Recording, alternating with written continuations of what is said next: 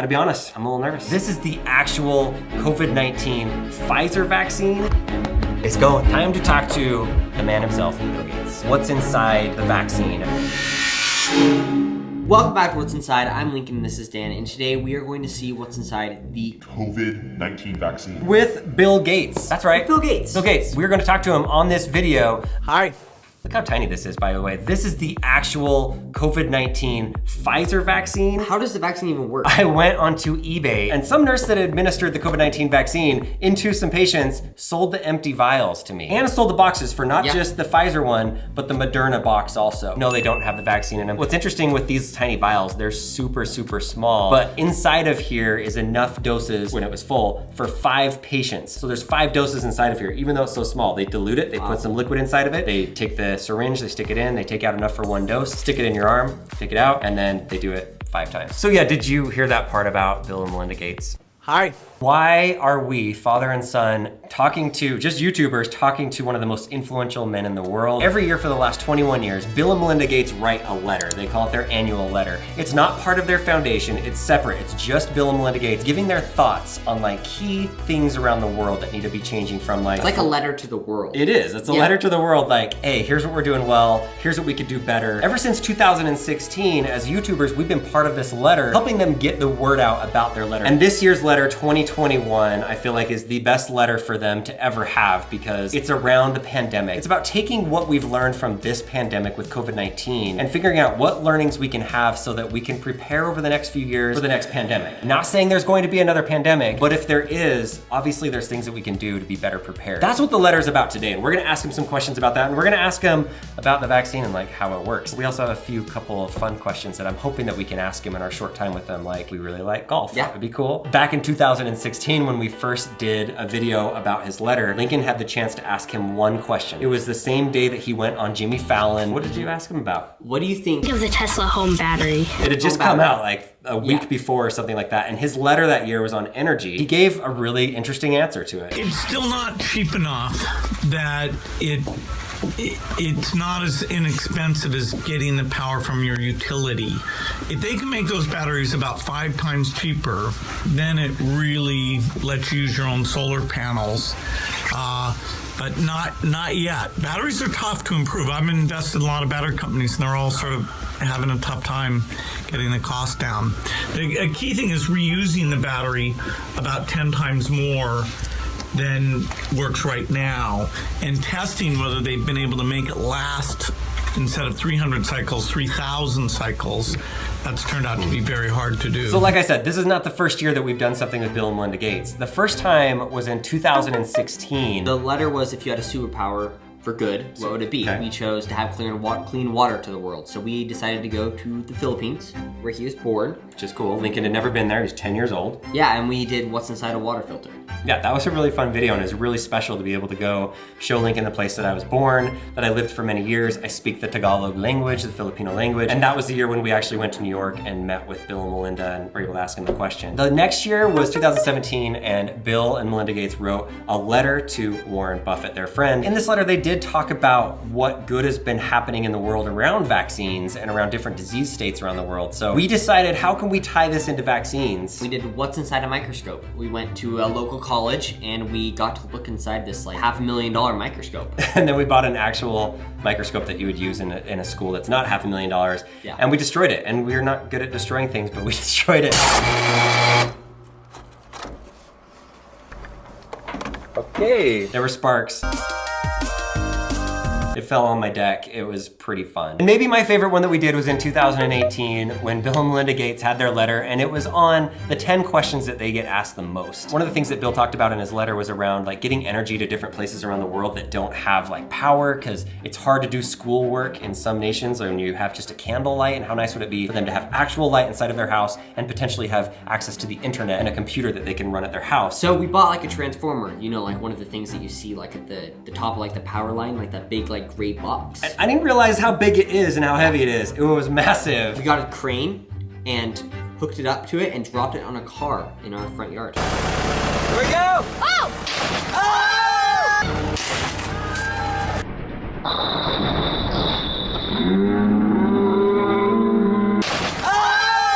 Right through the windshield! in our front yard. It's going! Oh!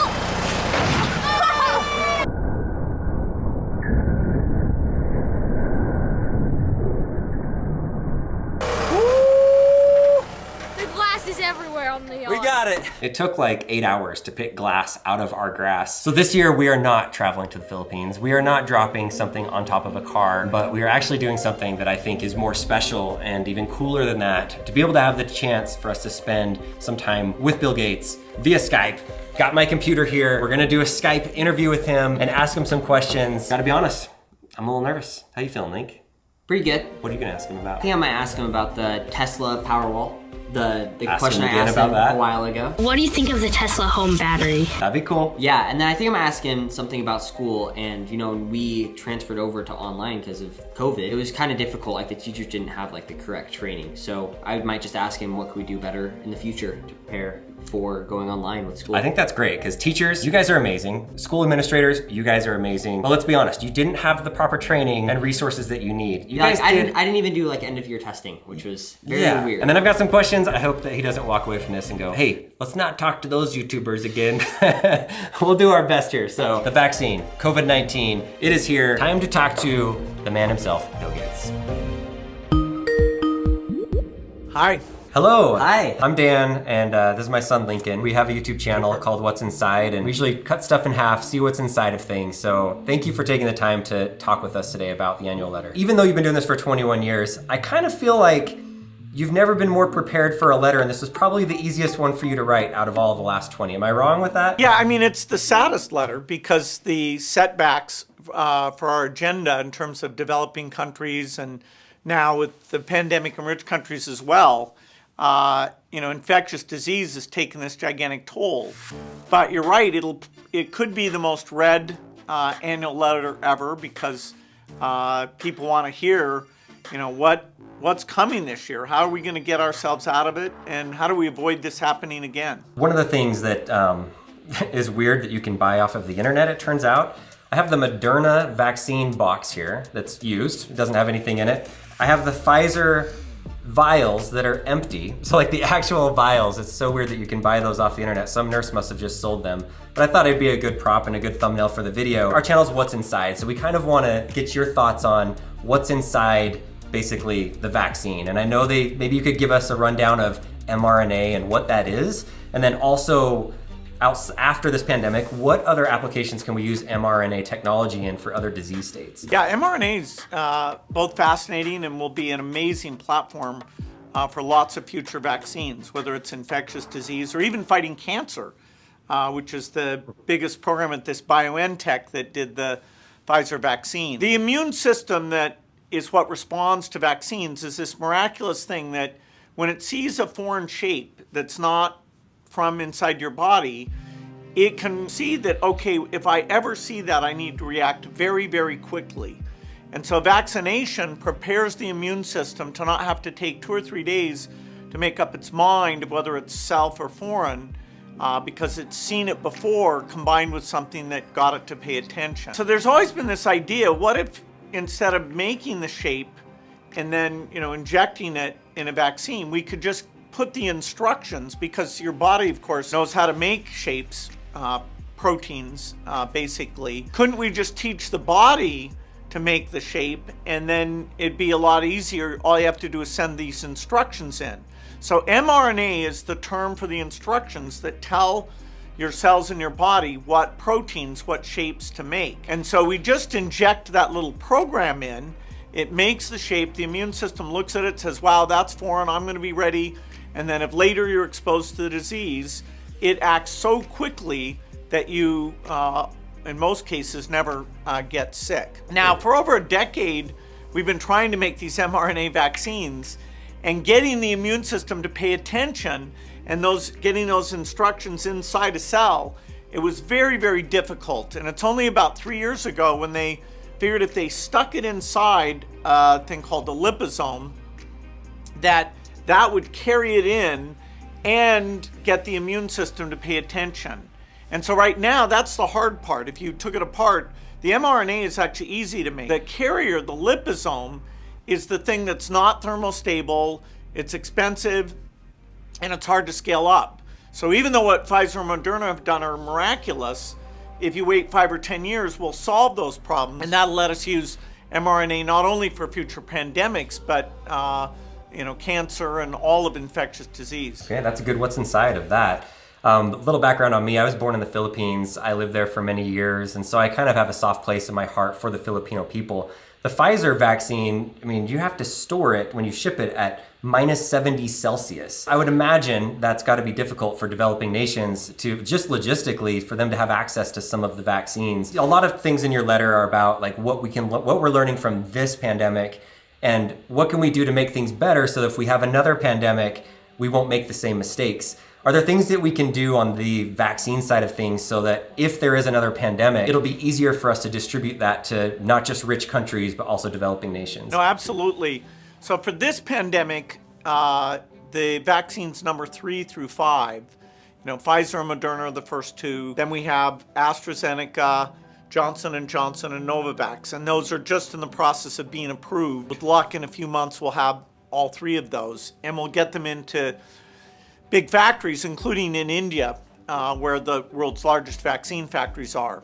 For this pandemic, there's not enough time to figure out how to fix the thermal instability of that lipid nanoparticle. But give us 5 years or so, and we'll solve that problem, we'll solve the cost problem, and we should have factories all over the world that have incredible capacity for mRNA and the evolved container.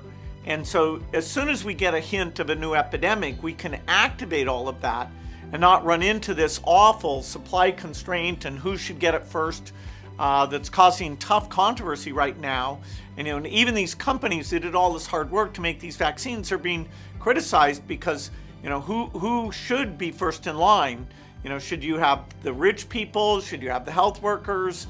Where the trials got done, where the epidemic is the worst. And so the only solution is to get more capacity. For me, of course, I would like to get the vaccine at some point, but kind of like you said, I'm not in line at this point, and I would much rather have my parents who are been cocooned at home for months and months to be able to have access to it. I saw on Twitter, it looks like you got the vaccine recently, so that's good. So I'm 15, I'm in 9th grade, and the transition when COVID started to home was a little bit difficult. And the teachers, they did the best that they could, but it was clear that they didn't have the correct training. So what do you think in the future, if there is another pandemic, another virus, what do you think the teachers could do so they're better prepared? Yeah, I think online learning is a little bit like mRNA, where it's something you want to have the ability to use when you get a disaster and people are not able to go into school.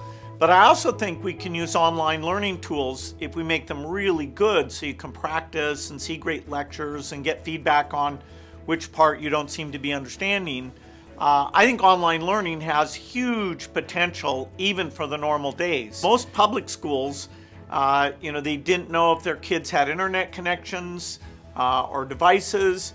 They didn't have their material in that online form, and they needed, you probably need, 3 weeks of training and thinking through how you do the course. And the younger the kids are, the tougher it is to get that attention. Certainly by college age, online works very well, but if you get down to elementary school, it doesn't. So you're kind of in the middle there, where probably some kids are good at it, particularly if their parents are watching and encouraging them. But yeah, it's awful that this hit, and some kids have lost an entire school year, and yet some of the suburban or private schools didn't have that same deficit. So it's increased the inequity of sort of the inner city to the suburb to the private school. My daughter, who's at a private high school, she actually, although the social life and a lot of that she missed, her learning this year wasn't that much less than if she'd been going in person. So that,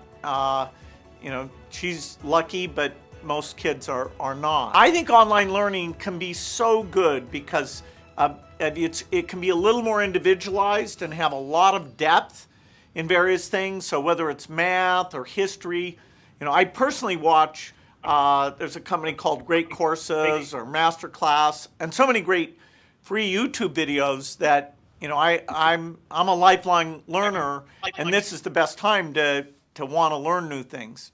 Yeah, for sure. I think, like Lincoln said, I think the teachers and the administrators did the best that they could, and that was amazing to watch them. And just hopefully moving forward, there can be some sort of training or something that they get incentivized for, so that they will be ready to use those tools that are available online, because some of them didn't even know about it. If you get the computers out to all those kids, then they can, as they're doing their homework at night. I mean, it's a really good thing to get that, even for the non-pandemic case. For sure, Yeah. for sure. I think we've learned a lot of things that will continue even after this pandemic, that online learning is really helpful. One of the areas when you talk about in your letter about this is what we need to do to prepare for the future potential pandemics, and this is what we did really well, this is what we could improve upon. One of the areas that I think that we could potentially improve upon is the actual diagnostic testing. I know in our family, the only person that ever got tested throughout this whole year has been Lincoln, and he had some symptoms. We called the doctor, and then by the time we called the doctor, he was able to say, okay, you can get a test.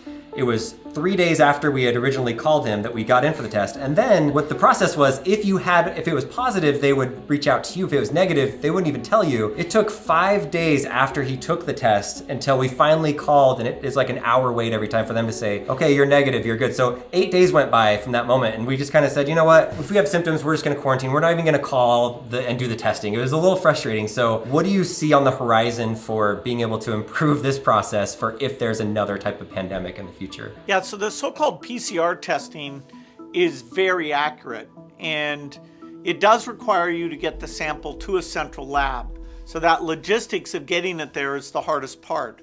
Once it gets to the lab, unless the lab is super backlogged, it only takes 4 or 5 hours to actually cycle through. And, digitally, if you have a barcode on that thing and your sort of text address, without any human effort, taking your result and getting it back to you as soon as it comes out of the machine should be completely automatic. And there are places that scaled up, like South Korea. A key reason they had a much better epidemic than the US is that they went to the PCR companies and said, let's get this going quickly. It would have been easier for the US to do that. We have more machines here than any other country. But for a while, they thought the public health system could do it, and they made a mistake. And getting the approvals for the PCR meant that we had several of the key months, March and April, where we weren't having visibility of the spread. The plan is to invent a PCR that's so efficient that we can do tens of millions of tests every day, which would be over 10 times what we have right now, and have that turnaround time be less than 24 hours. So we would put the swabs out in pharmacies, libraries, everywhere. You just go and get those with the barcode. We show you on your cell phone how to actually self-sample, and you don't have to go super deep. It turns out just the middle of the nose, mid-nares, works really well. And then you send that in, and then, as soon as the machine processes it, you get that result. So it's gonna really help to have that standby diagnostic capacity and just gear it up. In fact, those diagnostic machines will be used for lots of diseases, even like early cancer detection. But when a pandemic comes, they'll be converted over, and everyone will feel like, okay, I can get tested without waiting a long time. That's great. Well, that'll be super helpful. I hope that it is improved in the future. So anyway, I know we're running low on time. We have just a quick 2 fun questions that we wanted to ask you. First question. This is totally random, not related to your letter, but something interesting. So one of the things that we love to do, it's one of our favorite pastimes, and fortunately we've been able to do it during the pandemic, but we love to golf. And so I understand you've golfed a little bit in your lifetime. In golf, it's like so hard to be good at it, whether it's you're hitting a drive or you're putting or you're chipping, there's so much around it. You can't just pay and all of a sudden be good at something. You have to put in the work. If you were able to pay a big chunk of money and say, I'm gonna be perfect at this one ability at golf, what do you think you would choose to be perfect at in golf? Well, getting your drive, to be fairly decent and stay on the fairway, that's not, that you can pick that up. It's the short game, where you're getting into the trap and then, out of the trap into another trap. Yeah, relatable. I think putting is okay and the long game's okay. It's that, 100 yards in where, of course it should be one shot onto the green, but for me, it can be 3 or 4. So, if I could have that part of the game, then, it would be a lot easier. 100 yards and in, man, that is smart. You definitely have golfed a lot because you know where people have the bad scores from a hard. Yeah, when we say I've golfed a lot, that means I've had a lot of scores over 100. The last question. Like we said, 5 years ago we met you. We were in the green room, and we had time. You were about to speak. You're with Melinda, and you're with your kids, and we were able to ask you one question. And Lincoln was just this little guy. Yeah. And your letter that year was about energy. It had a lot to do about energy. It was, if you had a superpower for good, what would it be? And so I thought, if you wouldn't mind, what if Lincoln asked you the exact same question he asked you 5 years ago? See if it's the same answer or different answer. I don't know. I just thought it'd be a fun thing to ask, if that's okay. Yeah, so the question was, what do you think of the Tesla home battery, which is now like the Tesla Powerwall? It had just come out, so that was the question that he wanted to ask you back then, I guess, when he was a little kid. Well, batteries, when you get long periods like a typhoon in Tokyo or a cold front over the Midwest in the US, those are periods where wind and solar are going to be shut down for very long periods of time. And so unfortunately, batteries are very expensive in terms of that type of grid storage. We've gotten good enough for the battery for the electric car, but the grid battery has to be about 20 times cheaper. Well, Mr. Gates, thank you so much. Yeah, it's a pleasure to be able to take some of your time, and we definitely will encourage everybody to go and read the annual letter this year. I think it's the most meaningful that I've read in the last 5 years that we've been working on this letter with you with. So anyway, thank you very much. Yeah, thank you. Yeah, thanks a lot. Amazing. Fun talking to you. All right, take care.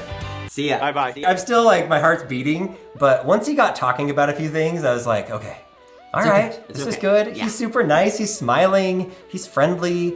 He's so smart. Very, very smart.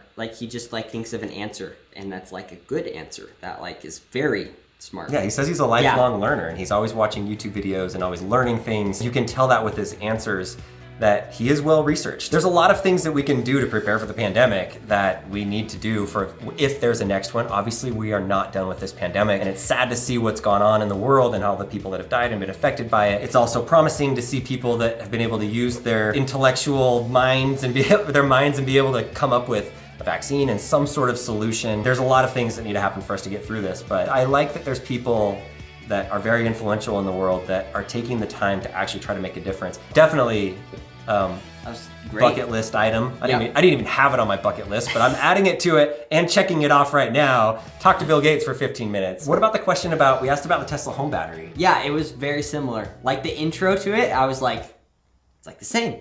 It's not as inexpensive as getting the power from your utility. Batteries are very expensive. What's inside of the vaccine, and also an interview with Bill Gates. We just did that. I hope you enjoy this video. It's a different kind of video than we've done on our channel, but go check out the annual letter this year. The link is in the description. Honestly, it's a really good read. It is. What are you pointing at? The Pfizer box? Down there. Oh, it's down there. We have the Pfizer box with the vaccine thing. Yeah. So yeah, it's down there. Click on the link in the description. Thank you to Bill and Melinda Gates for giving us the time to be able to do this interview. Yeah. And we're curious on your thoughts. Let us know in the comments what you guys think about some of the things that he said. And yeah, thanks for watching. I'm just still excited. Yeah, that was excited here. Great. My heart is still kind of it's going. We just interviewed Bill Gates. What the heck?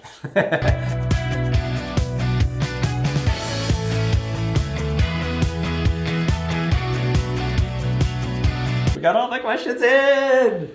Only 3 minutes late.